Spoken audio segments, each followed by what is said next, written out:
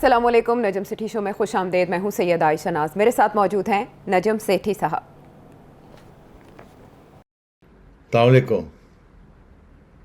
تو آج کے دن کی ایک بڑی خبر، ایک بار پھر سابق وزیر اعظم پاکستان عمران خان صاحب مخاطب ہوئے ہیں عوام سے، اور انہوں نے ایک بار پھر اپنی جان کو خطرے کے خدشے کا اظہار کیا ہے اور کسی ٹیپ کا ذکر کیا ہے، ویڈیو کا، جس میں انہوں نے اپنا پیغام عوام کے نام ریکارڈ کروایا ہے. ان کا کیا کہنا ہے وہ پہلے آپ کو سنوائیں گے اور پھر سلسلہ آگے بڑھائیں گے. آج کے دن کی مناسبت کی بھی بات کریں گے.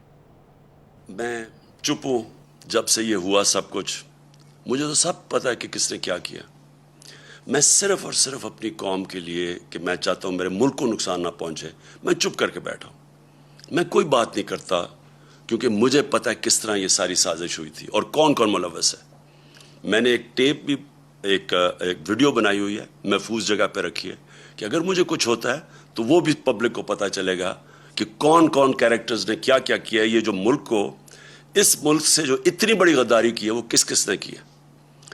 لیکن اگر اسی طرح ہمیں دیوار کے ساتھ لگا دیا گیا اور اسی طرح یہ ہراساں کیا گیا تو میں مجبور ہوں گا، پھر میں بولوں گا. میں پھر سب کچھ قوم کے سامنے رکھ دوں گا کہ کیا ہوا. وہ بولیں گے اور سب کچھ قوم کے سامنے رکھ دیں گے. ایک وزیر اعظم، سابق وزیر اعظم، ایک بار پھر یہ کہہ رہا ہے کہ وہ ملک کو درپیش خطرے کے پیش نظر اس وقت کچھ نہیں بول رہا تاکہ ملک کو کوئی نقصان نہ ہو. اس سے ذہن میں بہت سے سوال اٹھتے ہیں کہ تب سے تحریک اعتماد کے بعد سے لے کر اب تک عمران خان صاحب کا جو نیریٹو تھا اس میں کیا مسنگ تھا جو اب وہ قوم کو بتائیں گے تو وہ حیران کن ہوگا. لیکن سیٹھی صاحب، آج کا دن 5 جولائی، اس دن جمہوریت پسند جتنی بھی جمہوریت کے پروانے ہیں وہ آج کے دن افسردہ ہوتے ہیں اور اس دن سے جڑی بہت سی تلخ یادوں کو دہراتے ہیں. آج کے حالات میں اور تب کے حالات میں کہیں آپ کو کوئی مطابقت رکھتی ہے کہ تب بھی ایک منتخب وزیر اعظم کو سزائے موت دے دی گئی، ماشاء اللہ لگا دیا گیا، اور ایک عوام کے ووٹوں سے منتخب ہونے والے شخص کو اس طرح کے انجام سے دوچار ہونا پڑا؟ وہی خطرہ آج ایک اور وزیر اعظم اس کا اظہار کر رہا ہے. جی سیٹھی صاحب. جی، بڑی انٹرسٹنگ سوال کیا آپ نے. خان صاحب نے جو بات کہی وہ میں اس کے اوپر بعد میں آتا ہوں. 5 جولائی اور کیوں ہمیں یاد آتا ہے 5 جولائی اور اس کا تعلق کیا ہے جس قسم کی باتیں خان صاحب کر رہے ہیں. 5 جولائی 1977، 5 جولائی 1977 میں مارشل لاء لگا تھا. جنرل ضیاء الحق نے مارشل لاء لگایا تھا. اس مارشل لاء کے لگانے کے ساتھ جو سب سیاستدان تھے، خصوصاً ذوالفقار علی بھٹو صاحب جو اس وقت پرائم منسٹر تھے، ان کو حراست میں لے لیا گیا تھا. اس وقت جو لفظ استعمال کیے تھے وہ تھے پروٹیکٹیو کسٹڈی. Protective custody. اس وقت پھر ایک تصویر چھپی تھی اخبار میں جس میں ذوالفقار علی بھٹو اور ضیاء الحق صاحب مری میں ایک کسی گورنر ہاؤس میں یا ریسٹ ہاؤس میں دونوں بیٹھے ہوئے ہیں اور بات کر رہے ہیں. اس میں ضیاء الحق صاحب بڑے سہمے ہوئے لگ رہے تھے اور بھٹو صاحب بڑے مغرور قسم کے طریقے سے بیٹھے ہوئے تھے. اور ضیاء الحق صاحب جنہوں نے مارشل لاء لگایا تھا اور بھٹو صاحب جو کہ اوور تھرو ہو گئے تھے، بھٹو صاحب بڑے ایروگنٹ اور اسٹرانگ لگ رہے تھے اور ضیاء الحق صاحب بڑے کمزور اور سہمے ہوئے لگ رہے تھے. تو وہ بڑی تاریخی ایک پکچر ہے. تو اس کے بعد کیا ہوا کہ کچھ عرصے کے بعد جنرل ضیاء نے اسی وقت اعلان کر دیا تھا کہ 90 دن میں الیکشن ہوں گے اور فری اور فیئر الیکشن ہوں گے، اور انہوں نے سب کو رہا کر دیا کہ جائیے اب جا کے آپ الیکشن کی تیاری کریں. بھٹو صاحب لڑکانے چلے گئے. بھٹو صاحب نے لڑکانے جا کے کچھ ایک ایسی تقریر کی جس کا لب لباب یہ تھا کہ میں الیکشن جب ہوگی تو میں جیتوں گا اور میں پھر آ کے ان جرنیلوں کا حساب لوں گا جنہوں نے یہ مارشل لاء لگایا ہے. اس کے بعد وہ لاہور آئے اور لاہور میں بہت بڑا ایک جلوس نکلا جو کہ جس نے ان کا خیر مقدم کیا. اس کے بعد کچھ عرصے کے بعد الیکشن پوسٹ پون ہو گئے. بھٹو صاحب کو گرفتار کر لیا گیا اور ان کے اوپر ایک مرڈر کیس لگا دیا گیا. اور وہ مرڈر کیس 2 سال کے بعد جب کنکلوڈ ہوا تو بھٹو صاحب کو پہلے ہائی کورٹ نے، لاہور ہائی کورٹ نے، اس کے بعد سپریم کورٹ نے، ہائی کورٹ نے سزائے موت سنائی اور اس کے بعد سپریم کورٹ نے سزائے ان کی اپیل کو مسترد کر دیا اور بھٹو صاحب کو ایکسیکیوٹ کر دیا گیا. اب مجھے اس لیے وہ یاد آتا ہے کہ بھٹو صاحب نے بھی دھمکی دی تھی کہ میں واپس آ کے میں آپ سب کو دیکھ لوں گا.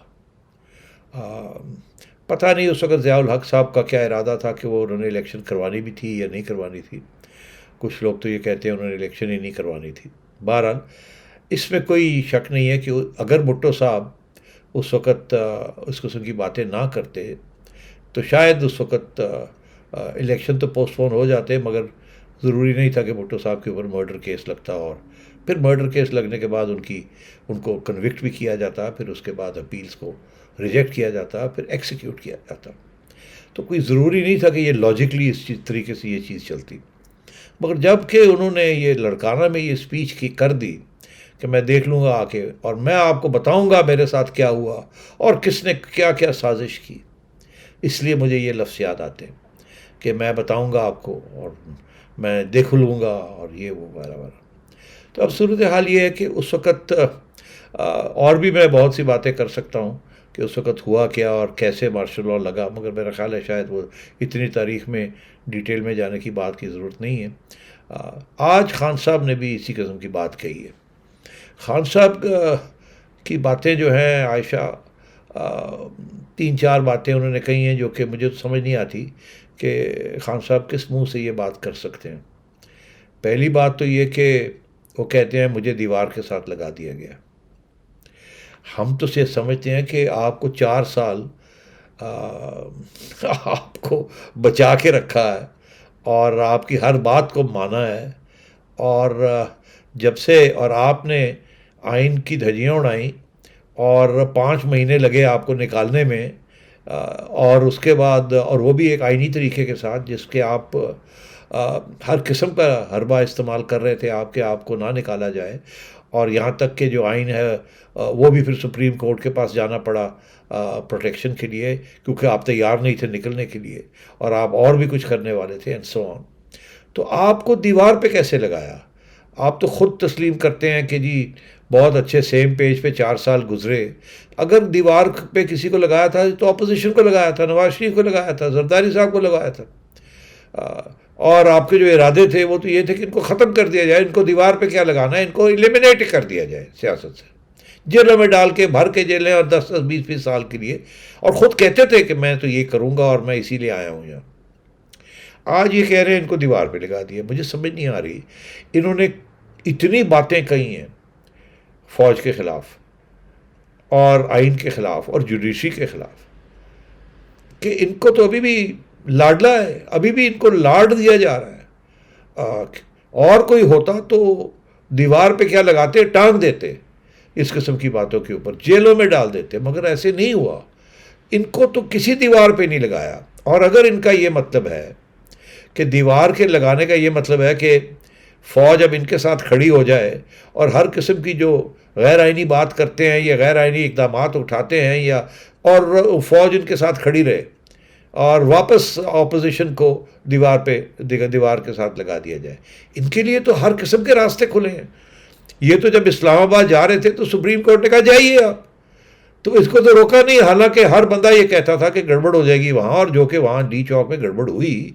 اور اس کے بعد سپریم کورٹ نے پھر ان کو چھٹی دے دی، چھوڑ دیا ان کو، جب کہ ان کی وجہ سے ڈی چوک کے اندر لوگ آئے، ان کے کال کے اوپر وہ آئے.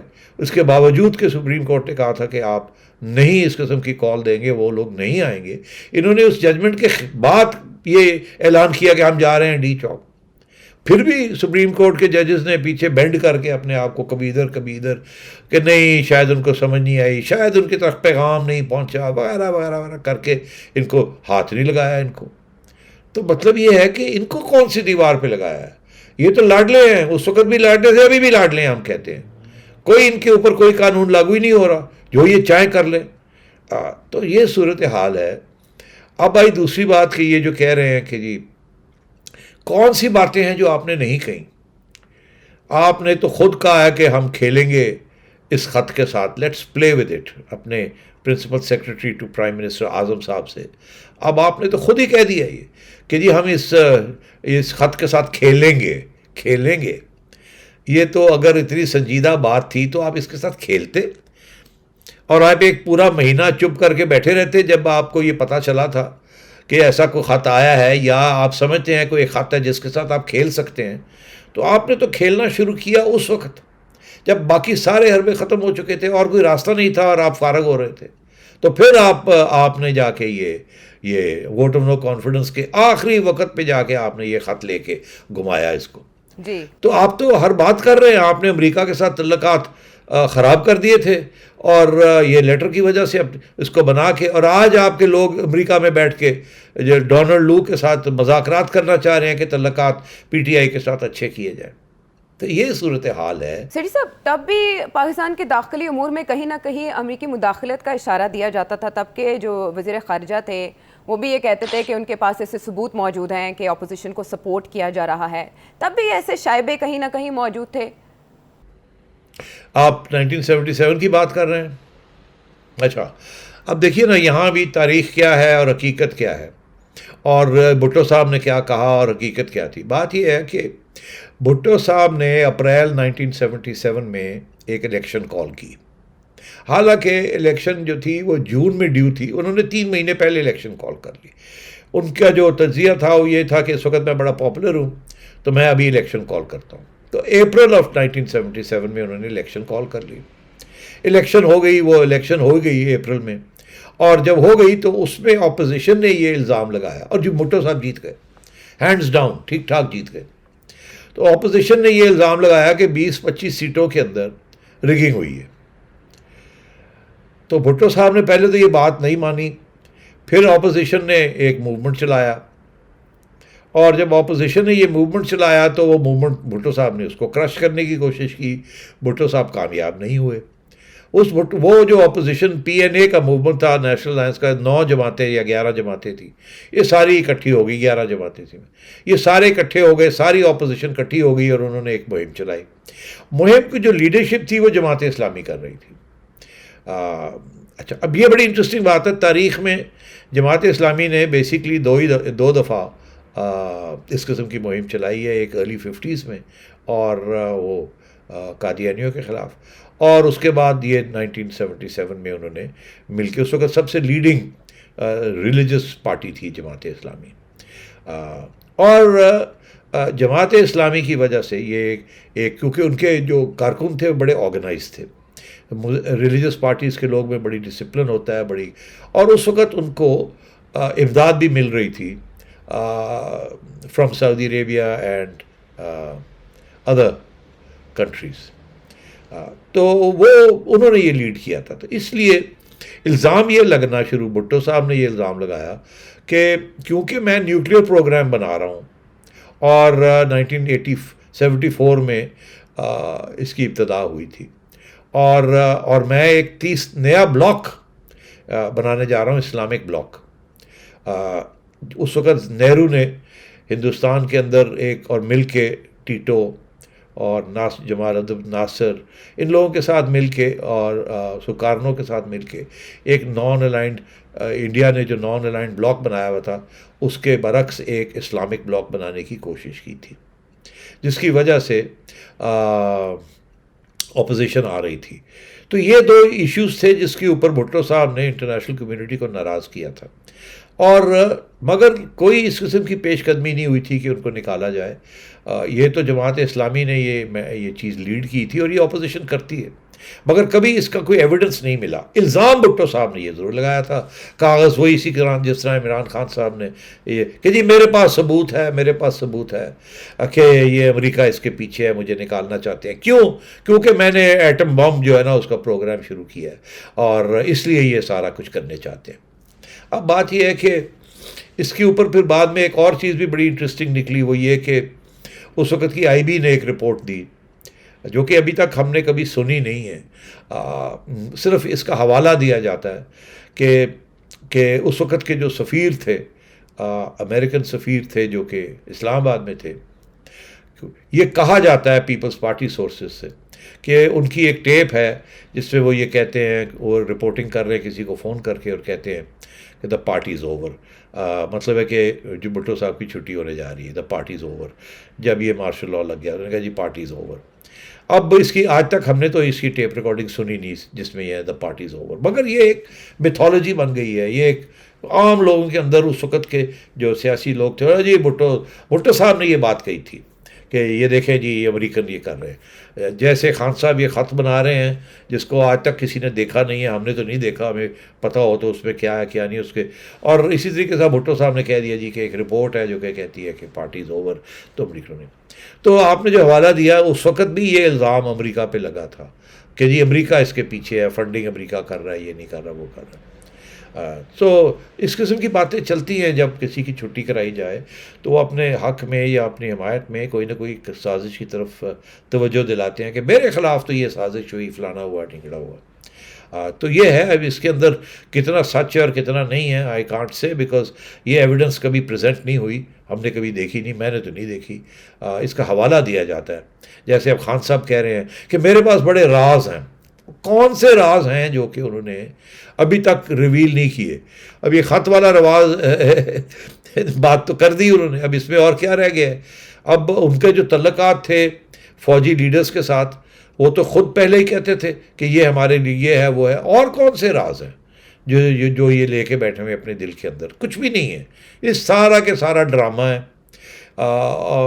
یہ ان کی عادت ہے کہ ہر سٹیج پہ جب بھی ان کو کوئی تکلیف ہوتی ہے یا ان کی بات نہیں سنی جاتی تو یہ ایک نیا ڈرامہ کر دیتے ہیں. اور یہ ایک اور ڈرامہ ہے، اس میں اور کچھ نہیں ہے، کوئی راز نہیں ہے. اور یہ بھی میں آپ کو بتا دوں، ان کی جان کو بالکل کوئی خطرہ نہیں ہے. دیکھیے ان کو تو کوئی گرفتار نہیں کر سکتی کوئی حکومت، ان کے اوپر کوئی کیس نہیں، کوئی ٹھیک تکڑا کیس نہیں کوئی بنا سکتا. اتنا خوف ہے ان کا ریاست کے اداروں کے اندر، یا سپورٹ ہے ابھی بھی، جو بھی آپ سمجھے. تو یہ کہ جی مجھے ایلیمینیشن کی مجھے بڑی ڈیتھ تھریٹس آ رہی ہے. ارے بھائی آپ کو کون ڈیتھ تھریٹس دے گا؟ آپ تو بیسٹ فرینڈس ہیں طالبان کے ساتھ. آپ تو ہمیشہ ہی کہتے ہیں کہ میں تو بالکل ملٹری ایکشن ان کے خلاف جو ہوا میں تو ان کے حق میں نہیں تھا. تو آپ تو اس وقت اور کون کچھ کرے گا آپ کے خلاف؟ طالبان ہی ہیں جن کے پاس اس کے اور کون آپ کو اسیسینیٹ کرے گا یا آپ کو خطرہ کسی سے؟ کوئی ایویڈنس ہے اس کی؟ کوئی ایویڈنس ہے تو بتائیں نا، ایویڈنس ہے تو دے دیں. جیسے دیکھیے محترمہ نے بھی یہ بات کہی تھی نا، انہوں نے کہا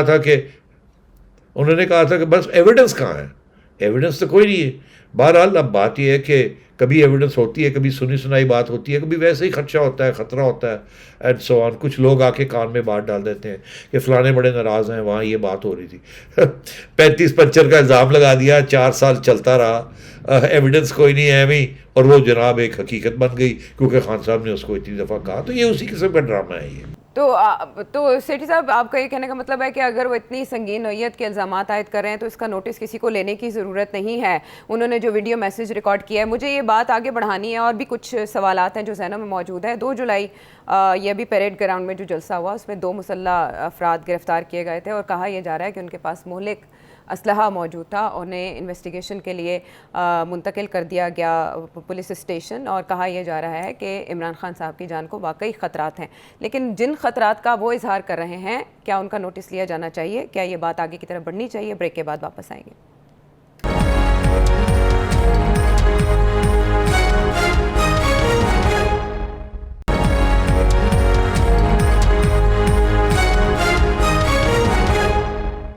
ویلکم بیک ٹو دا شو. ہم بریک پہ جانے سے پہلے سیٹھی صاحب سے سن رہے تھے کہ تاریخ خود کو کیسے دہراتی ہے. عمران خان صاحب نے، سیٹھی صاحب، جس خدشے کا اظہار کیا بھٹو صاحب کے حوالے سے جو بھی ہوا اس پر اس وقت کی عدالتیں جو ہیں وہ پشیمان ہوئیں اور بعد میں یہ کہا گیا کہ ان سے غلط فیصلہ ہوا.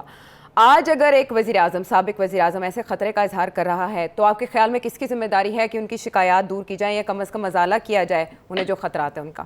اچھا، بات یہ ہے جی کہ اگر خان صاحب کو خطرہ ہے تو جو بھی خطرہ ہے وہ آپ ان کو چاہیے کہ میڈیا کے آگے رکھیں یا حکومت کو بتائیں. اس کی وجہ یہ ہے کہ یہ میں نے پہلے بھی سنا تھا اور پہلے بھی ایک بیان آیا تھا حکومت کی طرف سے کہ اگر کوئی خطرہ ہے، جب پہلی دفعہ انہوں نے اس کا خطرے کا اظہار کیا تھا تو حکومت نے کہا تھا ہمیں ساتھ شیئر کریں. ہماری تو کوئی انٹیل ایسی نہیں ہے کہ آپ کو کوئی خطرہ ہے، اور اگر آپ سمجھتے ہیں کوئی خطرہ ہے تو شیئر کریں. ہماری ڈیوٹی ہے ٹو پروٹیکٹ یو اور ہم پروٹیکٹ کریں گے. تو ایسی کوئی بات نہیں ہے، مگر بتائیں تو صحیح کیا ہے. تو اگر خان صاحب بتائیں گے نہیں تو حکومت کیا کر سکتی ہے؟ جو آلریڈی سیکیورٹی ان کو ملتی ہے وہ تو ویسے بھی ان کو مل رہی ہے، اس میں تو کوئی پرابلم نہیں ہے کہ ہے کوئی پرابلم. تو اس لیے خان صاحب اگر اور سیکیورٹی مانگ رہے ہیں، کوئی آرمڈ گاڑی مانگ رہے ہیں، یہ کر رہے ہیں وہ کر رہے ہیں تو دے دینی چاہیے، مگر مانگے تو صحیح. یہ ہوا میں یہ بات کرنا دس از ناٹ ریلیونٹ. اور بہرحال ویسے بھی میں سمجھتا ہوں کہ کیونکہ انہوں نے الزام لگایا ہے اور کوئی اسپیشل یا کوئی فیسلٹی نہیں مانگ رہے، تو گورنمنٹ کو چاہیے یہ آتے جاتے ہیں اور بھی سیکیورٹی ان کی بیف اپ کر دے. تو کوئی بالکل کرنی چاہیے، جتنی ہو سکتی ہے کرنی چاہیے. سو میں نہیں سمجھتا کہ دس از اے میجر ایشو. خان صاحب یا ڈیٹیلز دے دیں، نہیں دیتے تو گورنمنٹ کو ویسے ہی چاہیے، اگر 200-300 بندہ دیا ہوا ہے ان کی سیکیورٹی کے لیے تو 500 بندے کر دیں ان کی سیکیورٹی کی. ٹھیک ہے، تو یہ حکومت کی ذمہ داری یہاں تک بنتی ہے. اب ایک اور ریلیونٹ ایشو ہے، وہ ہے پنجاب کے حوالے سے. سٹی صاحب، حمزہ شہباز شریف جو کہ نگران وزیر اعلیٰ کے طور پر کام کر رہے ہیں، وہ اچانک ایک ریلیف پیکج کا اعلان کرتے ہیں، اور جس میں وہ 100 یونٹ تک بجلی استعمال کرنے والوں کو مفت بجلی فراہمی کی بات کرتے ہیں، اور اس کے علاوہ سولر پینل فراہم کرنے کی بھی بات کرتے ہیں. اس کے خلاف فواد چودھری صاحب سپریم کورٹ چلے گئے کہ وہ کس حیثیت میں اس طرح کے اعلانات کر رہے ہیں. یہی نہیں، الیکشن کمیشن نے بھی طلب کر لیا ہے حمزہ شہباز شریف کو کہ آپ ذرا تشریف لائیں، آپ تو ضمنی انتخابات کے حوالے سے جو ضابطۂ اخلاق ہے اس کی خلاف ورزی کر رہے ہیں. کس حیثیت میں حمزہ شہباز شریف صاحب نے یہ اعلانات کیے؟ اپنے سیاسی فائدے کے لیے انہوں نے ایسا کیا، حالانکہ ان کی پوزیشن تو یہ نہیں ہے. ان کی پوزیشن میرا خیال ہے یہ ہے کہ وہ کیئر ٹیکر ہیں یہ اس پیریڈ کے دوران. تو اگر کیئر ٹیکر ہیں تو اس پیریڈ کے دوران اس قسم کا اعلان کرنا مناسب نہیں ہے، اور میرا خیال ہے اس کے اوپر وہ پوچھ وچھ ہوگی ان کی. اور فواد چودھری صاحب نے صحیح اپیل پٹیشن کی ہے کہ ان کو روکا جائے from doing some thing like this. اب بات یہ ہے کہ ہو سکتا ہے الیکشن کمیشن کہے کہ آپ کو فائن کرتے ہیں، آپ نے یہ کیوں کہا، مگر بات یہ ہے کہ یہ ایک سیاسی طور پہ بہت ہی اہم چال ہے. کیونکہ میں سمجھتا ہوں کہ جب انہوں نے یہ اناؤنس کیا تو زیادہ تر لوگوں نے تو یہ سوچا نہیں ہوگا جو جس طریقے سے فواد چودھری نے سوچا ہے کہ یہ تو اس کے اوپر تو بڑا فرق پڑ سکتا ہے. یہ اگر یہ ایسا قدم اٹھاتے ہیں اور اتنی بڑی سہولت غریبوں کو پرووائڈ کرتے ہیں تو یہ بہت بڑا ایک سٹیپ ہوگا.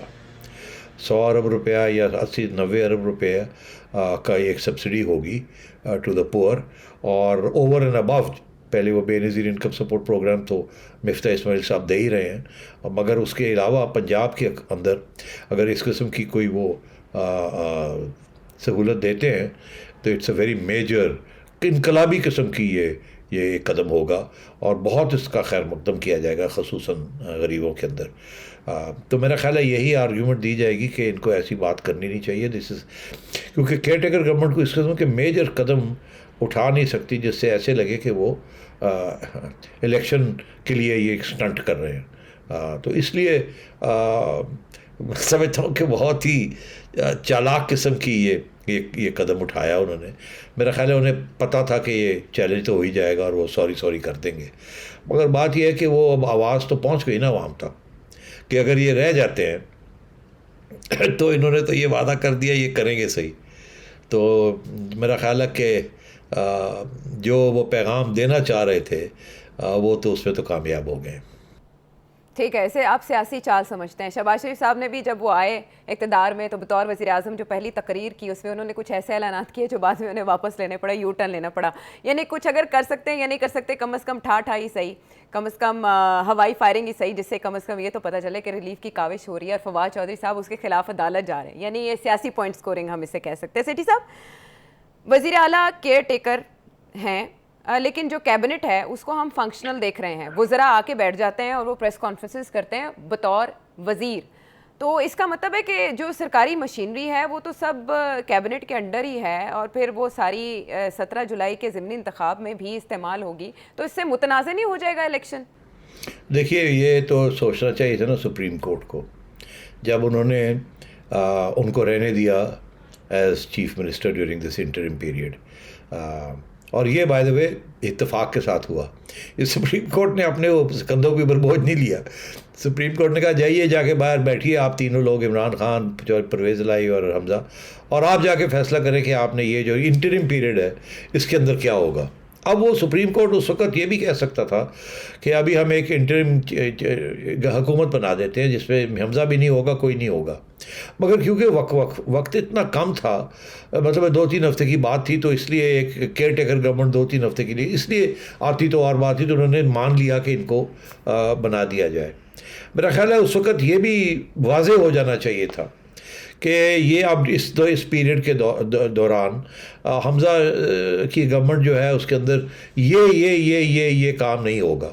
اس قسم کی آپ حرکتیں نہیں کریں گے, آپ الاؤنس نہیں کریں گے, آپ کینویسنگ نہیں کریں گے, منسٹر صاحبان جو ہیں وہ اب چھٹی کریں, گھر چلے جائیں, اور ایک ڈھانچہ صرف رہ جائے تاکہ یہ قانونی طور پہ یہ جو کارروائی ہے اس کو کور مل جائے, مگر آپ کوئی اقدامات نہیں اٹھائیں گے اس قسم کی چیز. مگر وہ ڈیٹیل میں تو بات ہی نہیں ہوئی, یا یہ کرتے ہی نہ.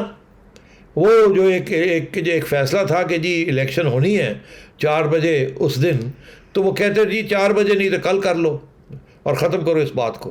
مگر یہ جو عمران خان صاحب کی پٹیشن تھی کہ جی ہمیں وقت دیا جائے, ہمارے لوگ نہیں ہیں یہاں. اب بات یہ تو ان پرنسپل غلط ہے نا. اگر ایک چیز طے ہوئی ہے, ہائی کورٹ نے یہ کہا ہے کہ جی کرو الیکشن, تو آپ کریں الیکشن. سپریم کورٹ کو اس سے مداخلت نہیں کرنی چاہیے تھی, کہنا چاہیے ایم سوری ایک فیصلہ آیا آپ کر لیں.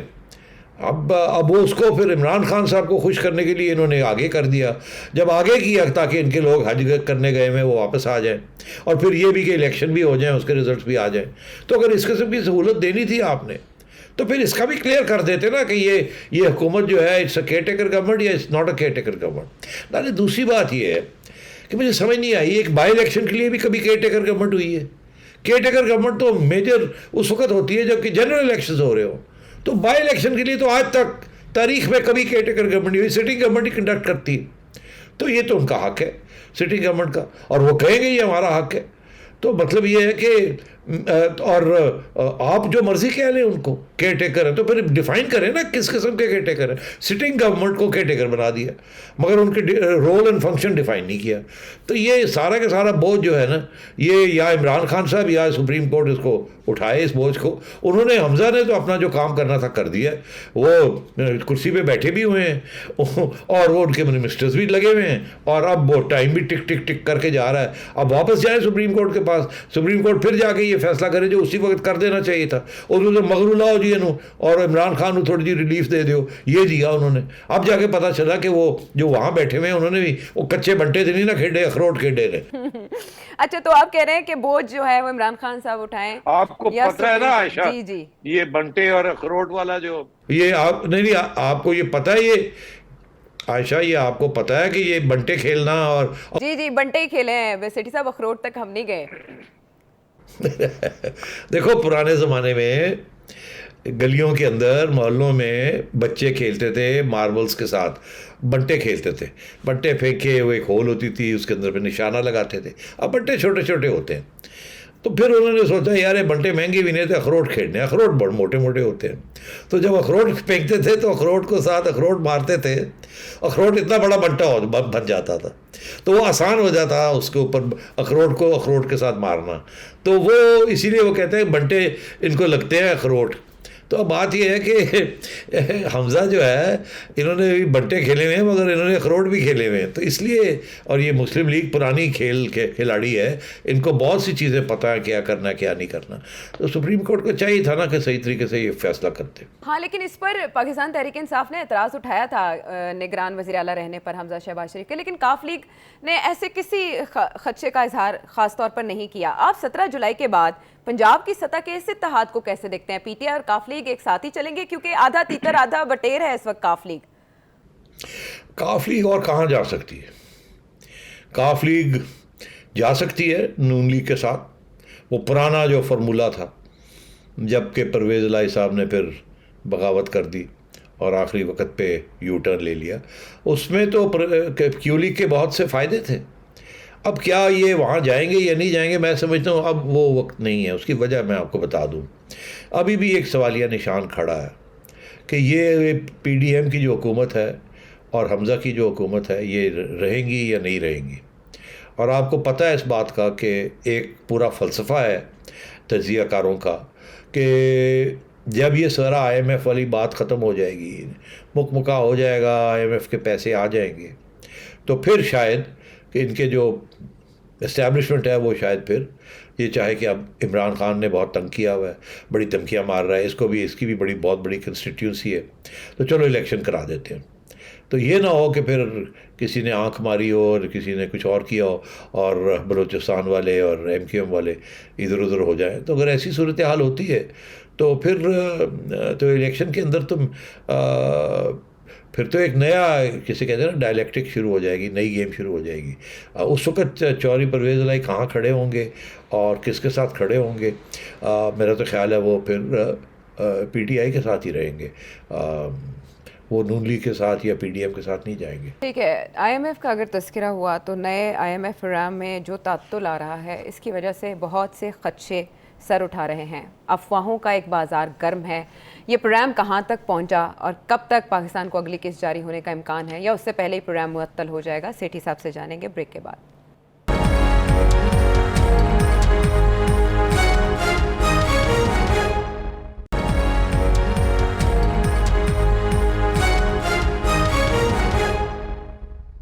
ویلکم بیک ٹو دا شو. سیٹھی صاحب, آپ نے کہا کہ پاکستان میں سیاست کی کڑیاں IMF پروگرام کے ساتھ جڑی ہیں. جو وسیع پیمانے پر ایک بساط بچھی ہے اس کا تعلق IMF کے ساتھ ہونے والے معاہدے سے بھی ہے. اطلاعات یہ آئی ہیں کہ یہ معاہدہ معطل ہونے کے قریب ہے. کچھ ایسی چیزیں ہیں ریویو کے لیے جو کہی گئیں پاکستان کو لیکن وہ ہو نہیں پایا, اور کچھ جوابات پاکستان کی جانب سے بھجوائے گئے ہیں لیکن IMF کی جانب سے چیزیں شیئر نہیں کی جا رہی. مفتاح اسماعیل کہتے ہیں کہ ٹریک پر ہے یہ پروگرام. اگر ٹریک پر ہے تو پھر دیر کس بات کی سیٹھی صاحب؟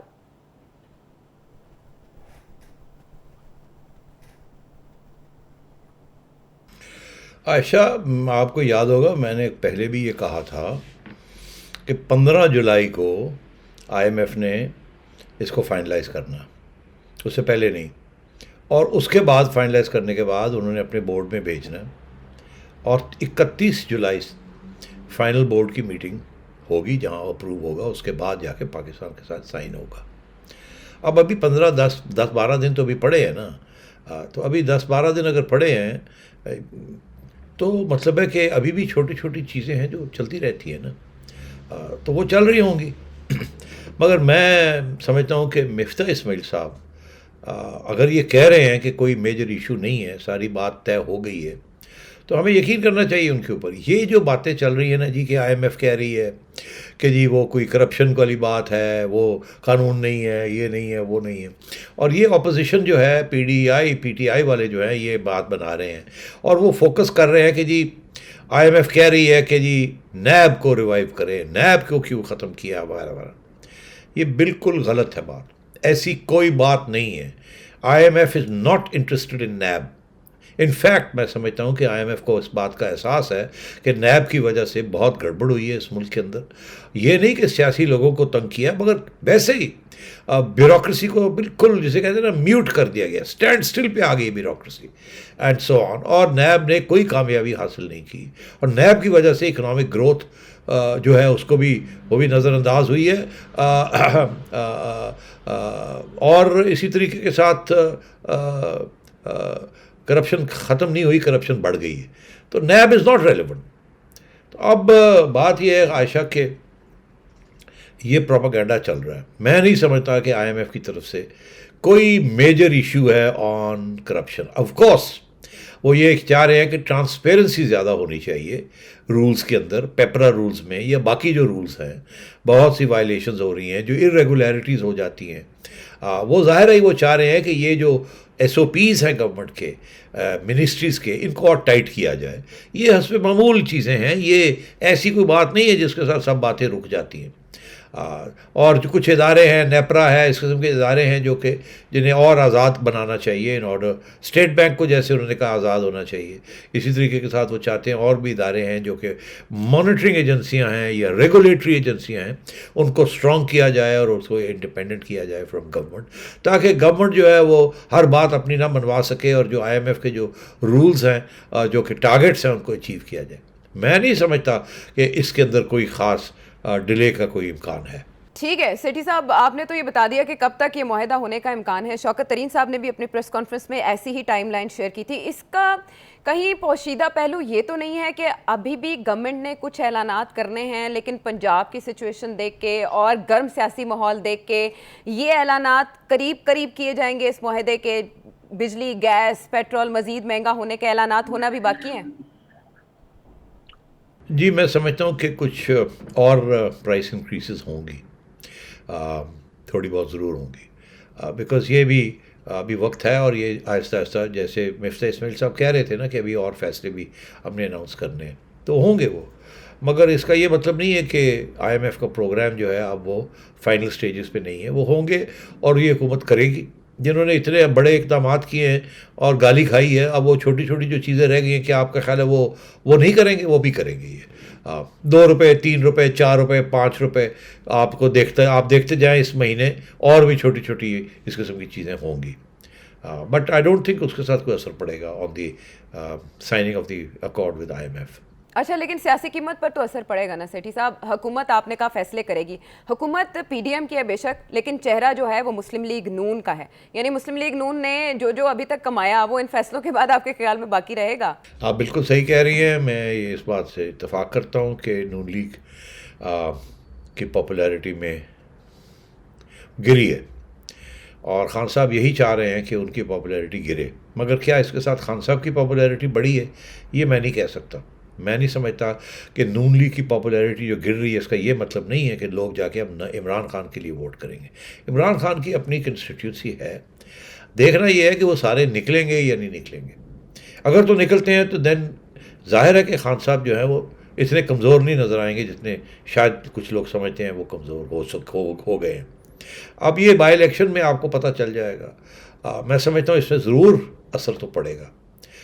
جو میری اطلاع ہے اس میں یہی ہے کہ لوگ خوش نہیں ہیں یہ مہنگائی کے ساتھ، اور سمجھتے ہیں کہ اس میں یہ اور کچھ لوگ نون کو ظاہر ذمہ دار ٹھہرا رہے ہیں. مگر کیا یہاں تو احساس یہ بھی ہے کہ یہ جو کشتی جو ہے آ کے ان پتھروں کے اوپر آ کے ٹکرائی ہے، وہ پتھر جو تھے وہ عمران خان چھوڑ گیا تھا. یہاں لوگوں کو احساس ہے، لوگ بیوقوف نہیں ہیں. ابھی لوگ نہیں بھولے عمران خان صاحب کا جو دور تھا 4 سال کا، جس کے ساتھ دوران یہ سب کچھ ہوا. مگر کچھ لوگ ہوتے ہیں وہ غصے میں آ جاتے ہیں. ابھی آپ میڈیا والے جب یہ لے کے پھرتے ہیں بازاروں میں تو لوگ ناراضگی کا تو اظہار کرتے ہیں نا. اب جب ووٹنگ آئے گی تو کیا کریں گے؟ کچھ لوگ تو شاید نون لیگ کے نہیں نہ ووٹ کریں، مگر یہ مطلب نہیں ہے کہ جا کے عمران کے لیے کریں گے. تو اس لیے میں سمجھتا ہوں کہ یہ by elections are very important. اثر ضرور پڑے گا یہ جو انہوں نے مہنگائی جو ہوئی ہے، مگر انہوں نے کافی بتایا ہے کہ اس کی وجہ کیا ہے اور کیا نہیں ہے.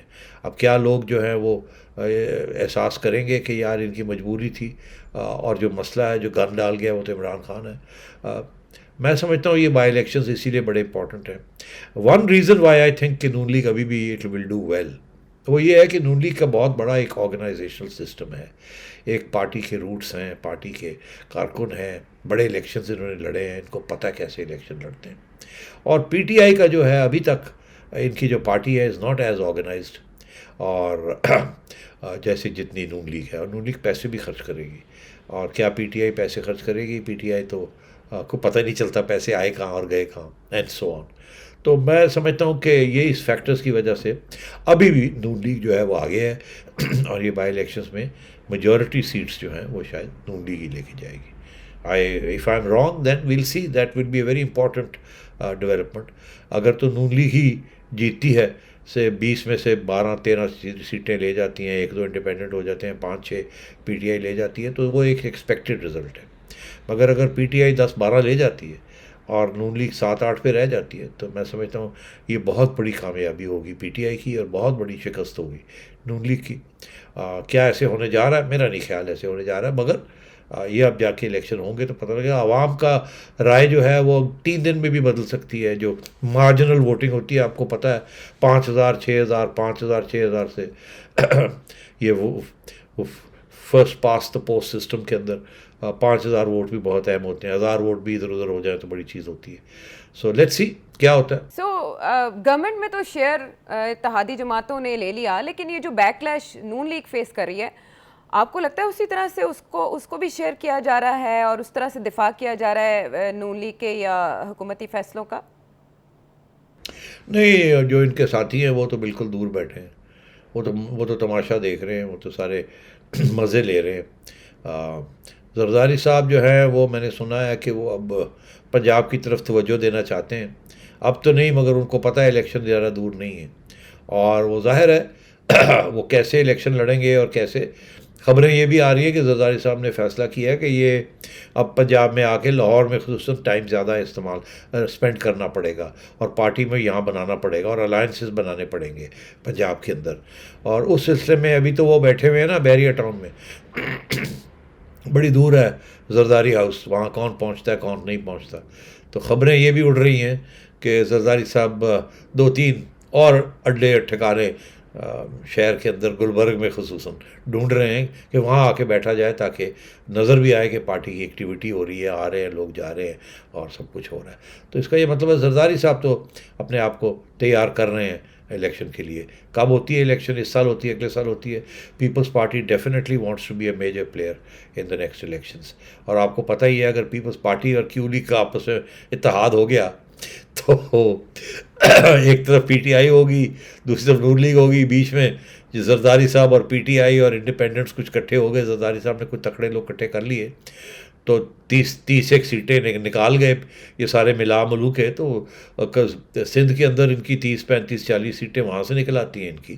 تو پھر تو ٹھیک ٹھاک کا پلیئر بن جائیں گے. اس نے سندھ میں تو حکومت لے لیں گے مگر نیشنل اسمبلی میں یہ آپ سمجھیں کہ کنگ میکر بن جائیں گے یہ. تو زرداری صاحب کو انڈر اسٹیمیٹ مت کریں, ڈبل پی ایچ ڈی ہیں, میں ہمیشہ یہی کہتا ہوں.